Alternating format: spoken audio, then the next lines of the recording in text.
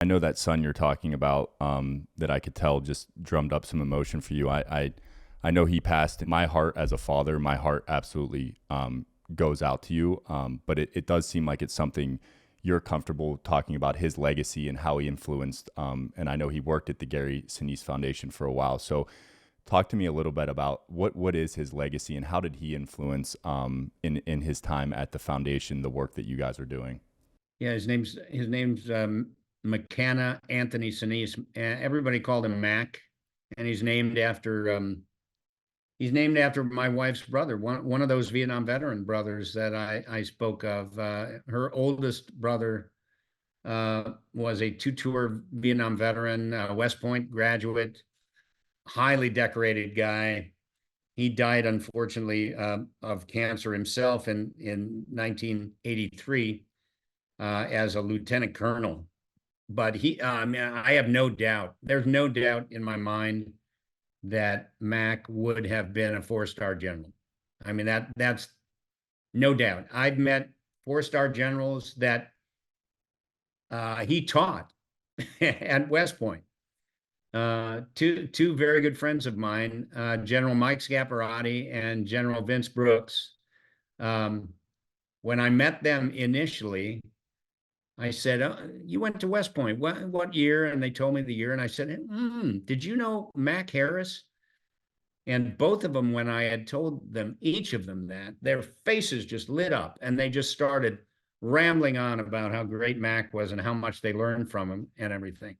So Mac was on his way.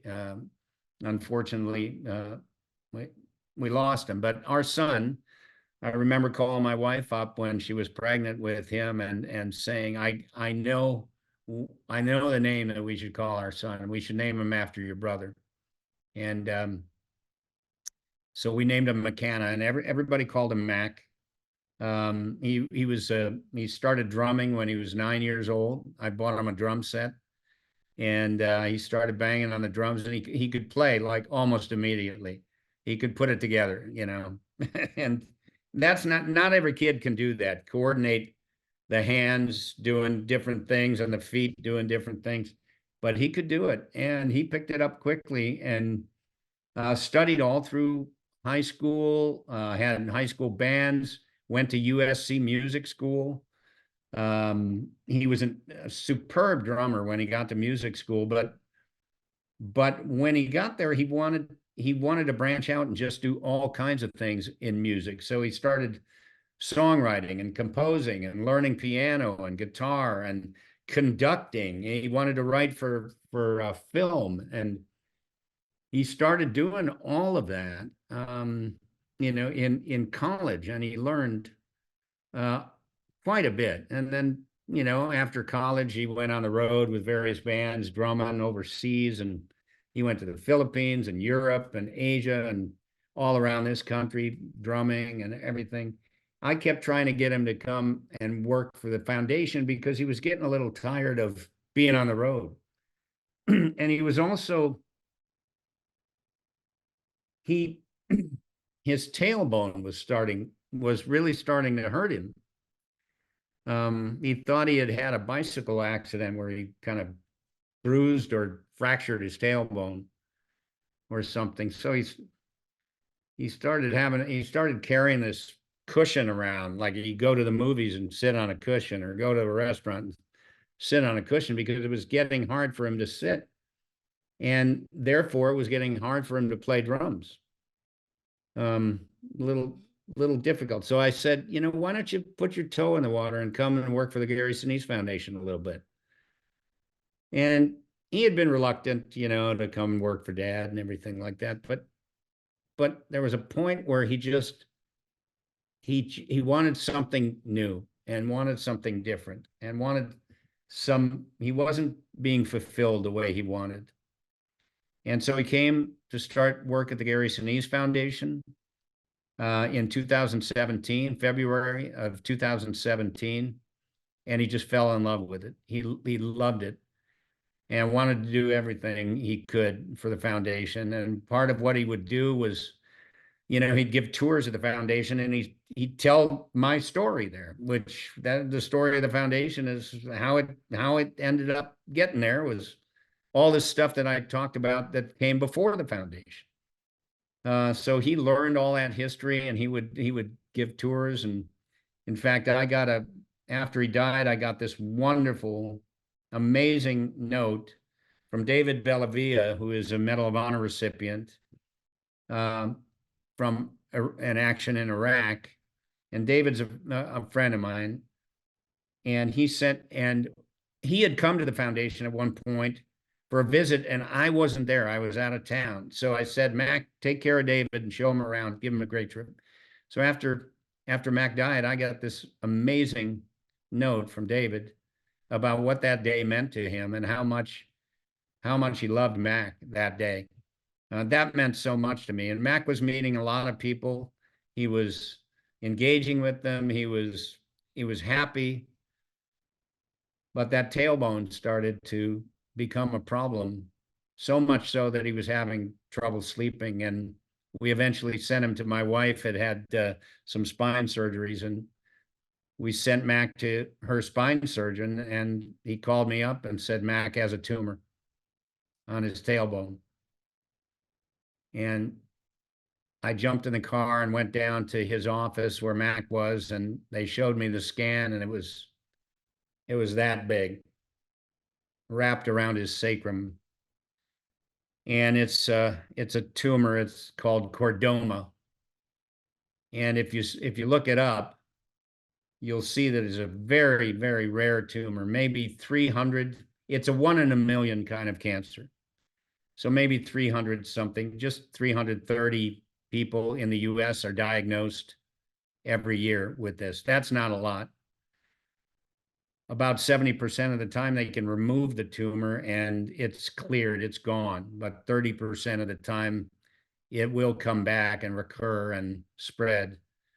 And unfortunately, we found out in May of 2019 that it had come back, and that began a very serious oncology and radiation fight and more surgeries to remove tumors as they were growing and spreading. And it disabled him, and he couldn't work for the foundation anymore. But right before one of his surgeries in 2020, he was thinking, well, if I can't go to the office anymore, maybe I can do a podcast from home. So he started doing a podcast. And if you go to our website, you'll see right there on the homepage, you'll see the podcast, and you can click on it. And the original audio podcast that Mac did are right there to listen to. One of them was with me, and one of them was with our videographer who's followed me around for years. And after Mac died, I just decided, you know what, we're going to resurrect that podcast, and we're going to do it in Mac's honor. So we now have a full-on podcast that Kristen Barter is the host, and she was Mac's supervisor when he was working at the foundation. Mac was working under her in her department, doing all kinds of great things. And were it not for the cancer cutting things down, Mac would be one of our young leaders there now, I have no doubt. Service was in his heart, and he loved seeing the foundation help a lot of people. Do you want me to go on? Because I've got another part of the story, Yeah, which is absolutely, please. It's a beautiful story. Mac, as I said, was a musician. And when he came to work for the foundation, one of the things I asked him to do was to write some music for our videos. If you look at our website, you'll see, you go to the YouTube channel, you'll see a gazillion videos, right? And the video guys, they grab music off the internet or wherever they can find it, and they stick it in, into the videos and whatnot. And they were making a documentary that kind of tracks my history of how I got involved in this. Some of the stuff that I told you about, getting involved with Vietnam veterans and, Forrest Gump and all that kind of stuff. And so they were making a full-on 55-minute documentary tracking that history.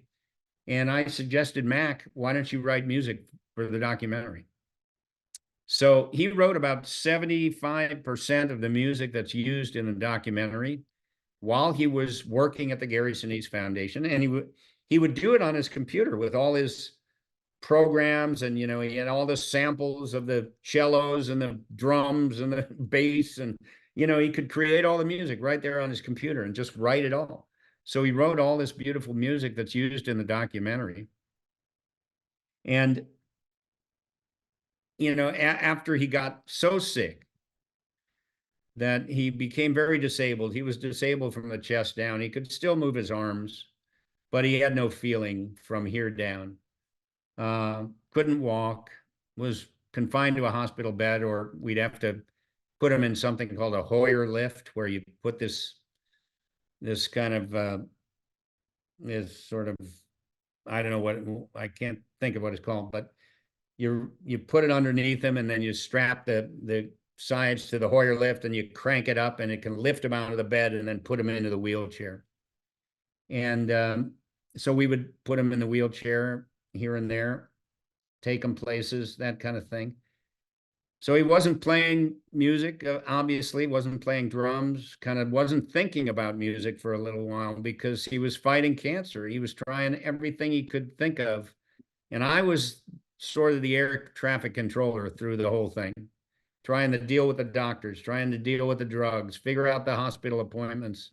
Where's he going to radiation? Check him into the hospital. How's he, all the different things. He tried 25 different drugs over a 4-year period, and nothing worked. But last year, 2023, he said to me, it was probably February of last year, he said, "Dad, there's this piece of music that I wrote in college that I'd kind of like to finish. I never finished it." And he didn't play it for me or anything. He said to me, he was very close with my band members because he played with us when my drummer couldn't do it. Mac would be sit in. And he said, "Do you think that Dan, who is our violin player, would work with me on it?" And they had a good relationship. And I said, "Call Dan, ask him." So Dan said, "Of course." So Max started sending him, the piano score for the song and everything. And Dan started to make some notes back and forth. Then my piano player got involved and started helping Max sort of flesh it out some more. Then an old buddy of Max, Oliver Schnee from USC Music School, happened to contact him after many years of not seeing each other.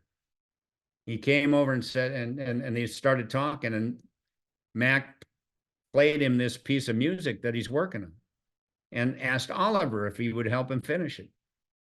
So that was probably about June of last year. And by July last year, they were in the studio recording this beautiful, it's magnificent. It's called Arctic Circles. And if you go to Max Sinise YouTube, you will see the videos of Arctic Circles, Mac playing harmonica on Shenandoah, 2 other original pieces that Mac wrote called Penguin Dance and Cloud Surfing. And these were all recorded last year for what Mac wanted to do was create an entire album of music. Once they had that Arctic Circles session last July, he said, "Let's do a whole record." So they ended up recording 10 songs, and Mac created an album called Resurrection and Revival that we basically finished it the week he went into the hospital. The videos for that particular record, some of those sessions were done in Nashville after the session in July in Los Angeles. And so those videos were created, and he saw them in December. And then shortly, like the day after he saw them, he had to go in the hospital for the last time. So he never saw the actual vinyl record that he wanted to make. He designed the front and back, and he said he wanted to print 100 albums. And if we ever sold any, the proceeds could go to the Gary Sinise Foundation. After he died, I said, let's increase it to 500 records. And then we posted a story on the Gary Sinise Foundation website in February of this year, February of this year, telling the story about Mac and what had happened to him in Cordoma and fighting with everything he had till the last minute and creating all this beautiful music. And we put the album up for pre-sale, and it's now sold 3,600 vinyl copies on the Gary Sinise Foundation website. And the final beat to that is after he died, I started looking through his iPhone, his iPad, his Dropbox files, all these things. And I started finding messages. I started finding videos that he made, talking to the camera and just talking about how he was feeling, about what he was going through. And I also found music that he wrote and tucked away that he never talked about. And I started to find more of it, and then more of it. Some I had heard, but a lot of it I hadn't heard, going all the way back to his college days. So I called his buddy Oliver up, who had worked with him on the first record, and I said, I think I want to do another project, Resurrection and Revival Part 2.